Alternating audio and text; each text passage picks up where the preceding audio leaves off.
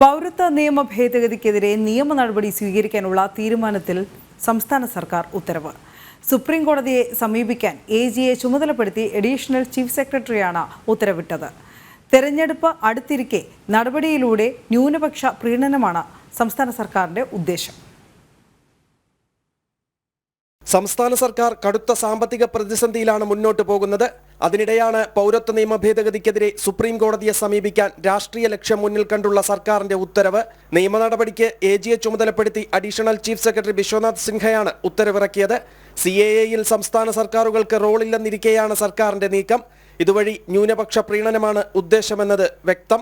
തിരഞ്ഞെടുപ്പ് അടുത്തിരിക്കെ ജനങ്ങളുടെ ഇടയിൽ ഭിന്നിപ്പുണ്ടാക്കുന്ന പ്രചാരണങ്ങൾ CPM ഇതിനിടെ ആരംഭിച്ചിട്ടുണ്ട്.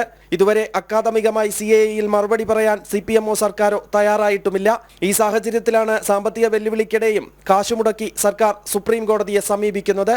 ജനം, തിരുവനന്തപുരം.